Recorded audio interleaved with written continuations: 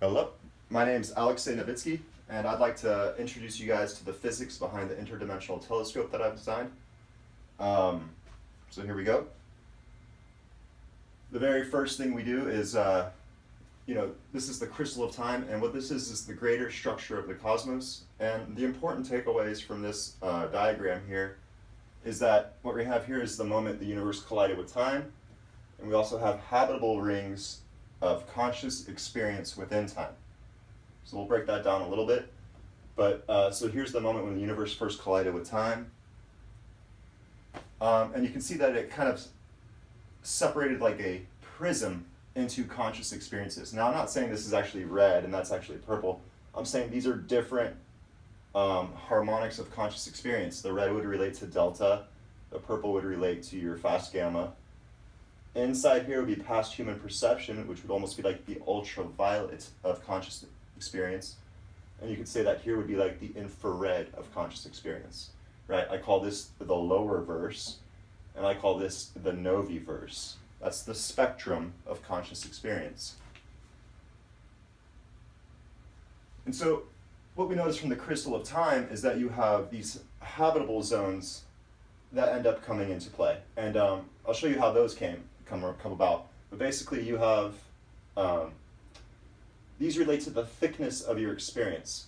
So how much of the manifesting matter you can actually experience. And a good way to look at that is what you could, to say event field density, right? So the closer you are to the center of time, the thicker the experience is. So out here by the red lines, you wouldn't be experiencing too much of manifesting reality. The closer you are to the center, the more reality you can experience.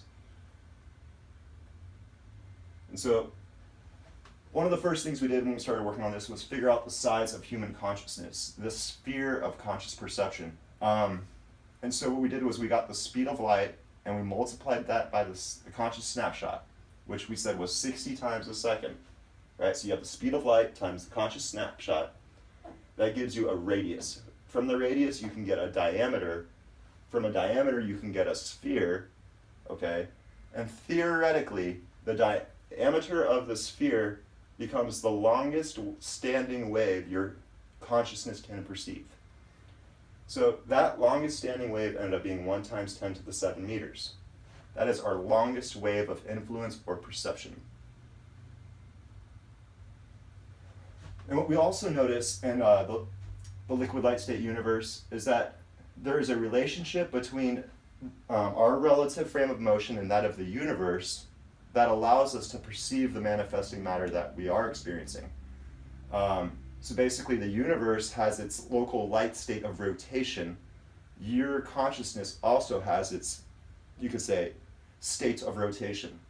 And so the important thing is that those two states harmonize with each other, right? If they're not harmonized with each other, you won't experience manifesting reality. And so the one way that we're able to harmonize with the universe is if we are accelerating towards the center of time at the speed of light. And so this right here shows the crunching of light in the conscious now. This is your longest wavelength perceivable. So what you have from the crunching of light in the conscious now, we say that you have to accelerate towards the center, right? And so this gives you the spiral, the habitable spiral of conscious perception within time. And basically, as the universe expands and slows down, that habitable spiral where your acceleration towards center is equal to the speed of light gets closer and closer and closer, because the faster you're going, the further away you are from that center, right? A needs to be equal to C. A is equal to V squared over R. So now we're looking at the human consciousness in the brain. This is normal human brainwave activity, delta to fast gamma. So the longest brain wave that exists is called the delta wave, and that happens at a hertz of 1 to 3. Here you see we have average of 2.5. We just use that to keep the harmonic resonance the same. We said that alpha's 10, and then we go from there, 10, 20, 40, 10, 5, 2.5, okay? So, but the longest one perceivable is 1, right? So from the longest wave perceivable, here, you see that you have habitable zones of conscious experience within time that relate to the density of your experience. So we basically got that 1 hertz wave, okay?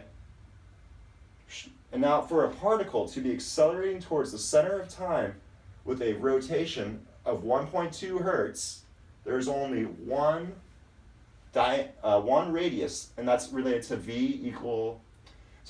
A equals V squared over R. You know that V is 2 pi R divided by your time, okay? So now you have 2 pi R over T squared divided by R equal to A.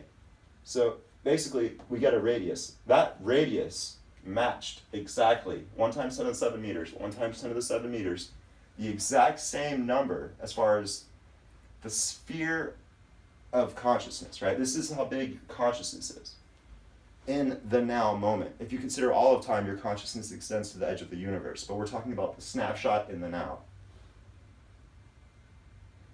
And so from that, you're able to create the table of universes. Normal human function is called the universe, and that goes from delta to fast gamma. If you go past fast gamma, we call that the noviverse. If you go slower than delta, we call that the lower verse. Okay, that's just a reference that we created. So here you see the brain waves, the harmonic resonances, and the cloud diameters associated with each resonance. So from that, we're able to create a time atom.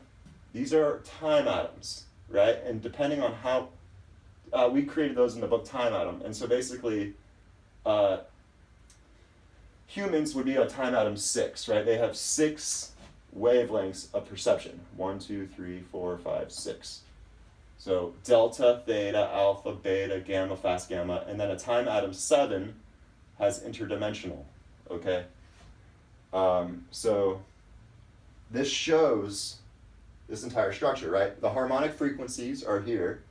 The cloud diameters, not drawn to scale here, are the diameters of these rings. This shows the crunching of light in the conscious now. And so this is what I call the magic sphere, and this can represent any point in the liquid light state universe. And right now we're talking about conscious harmonics, which are a relationship of your mind, your body, which create your light state harmony, right? Your spirit. So basically, what I'm saying is that this shape right here can show us how to reach these higher states of consciousness. This one big circle represents delta. When these 4 are activated, that gives you theta. Now, when you put this entire structure in one of those, you've now activated the center spikes. You get alpha. Continue the activation. You get, it's supposed to be beta, and then you get delta, all the way up. And so that shows how your conscious harmonics can reach the higher states of experience through the liquid light state. And now this puts it all together, showing our table of universes, how our consciousness can perceive higher dimensions of frequency, the frequencies associated with each one of those rings, okay? Leave that for a second.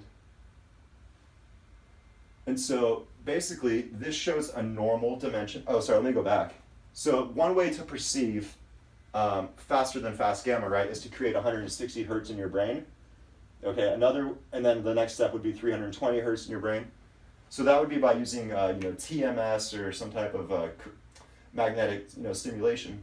But what I'm saying here is that there's another way to experience these alternate dimensions of space and time, and that would be to actually physically move these rings, right? So if I wanted to experience the interdimensional, I would need to move this ring to encompass my beta ring, and I would need to have the orbital diameter match as well.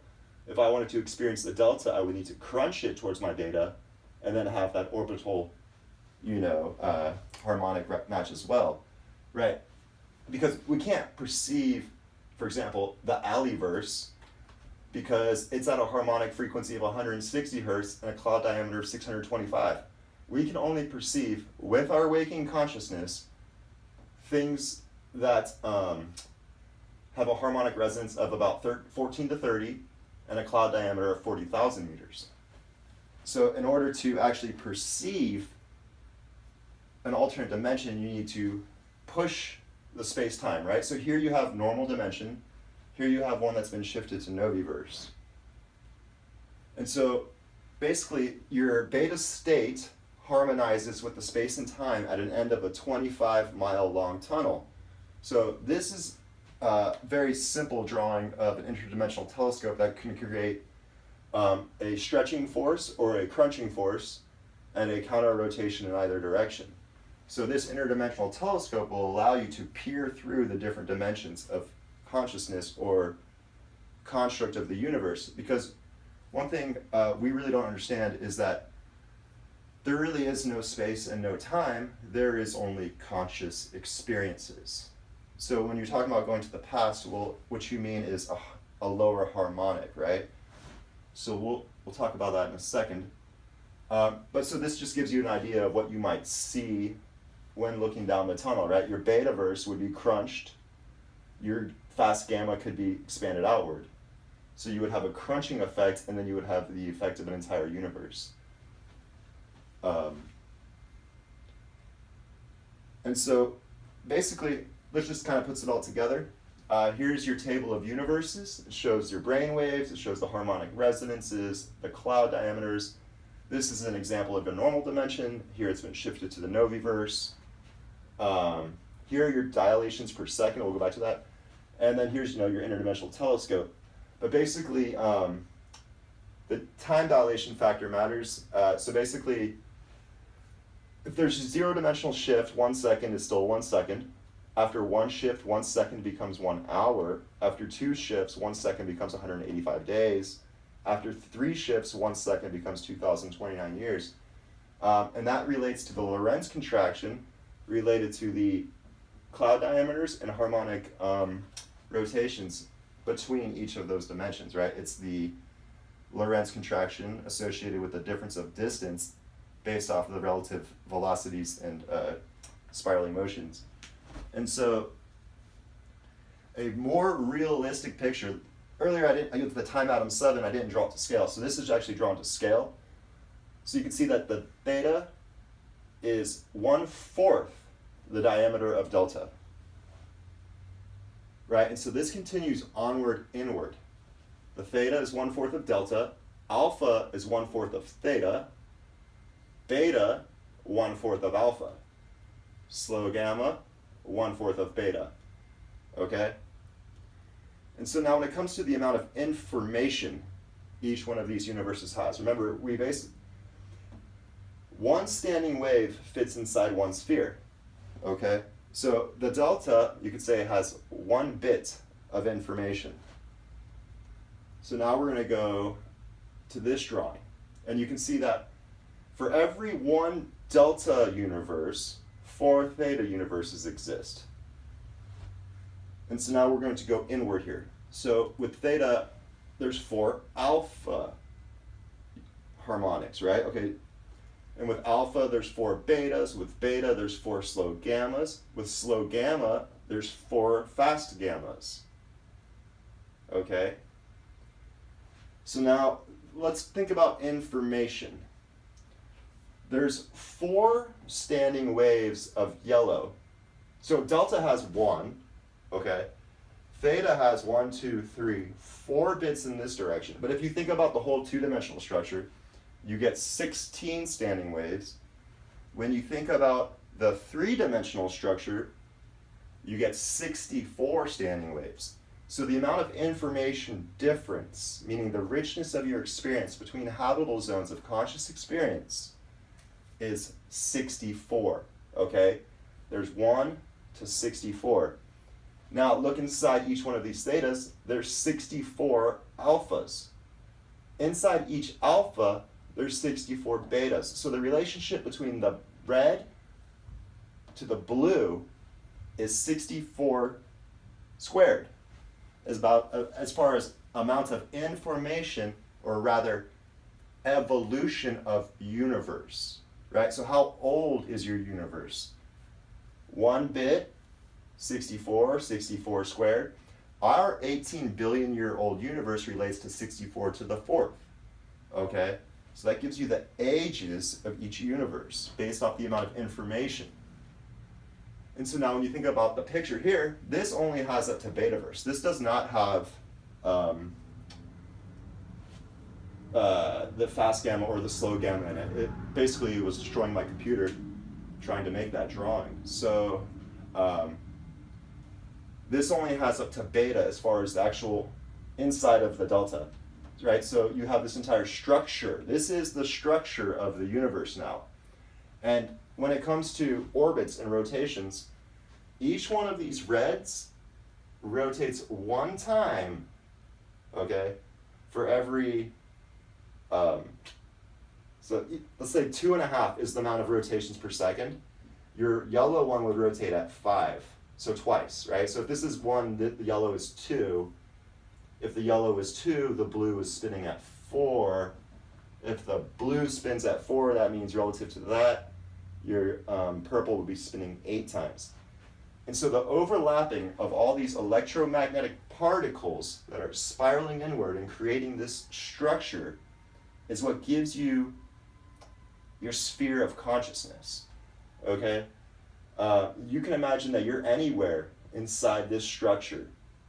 And what you'll see is that you'll have a different sphere of universes orbiting you, which creates your experience. So what the interdimensional telescope does is it basically unwinds the layers of reality in order to experience either the thicker dimensions of space-time or the less dense, or rather younger, dimensions of reality. So hopefully that makes some sense to you guys, but that's basically the physics behind the interdimensional telescope and the physics and the nature of reality. And so I'm going to be writing another book just to help you guys out, but yeah, I hope you guys enjoyed that and it made some sense. Thanks for listening. I appreciate your time.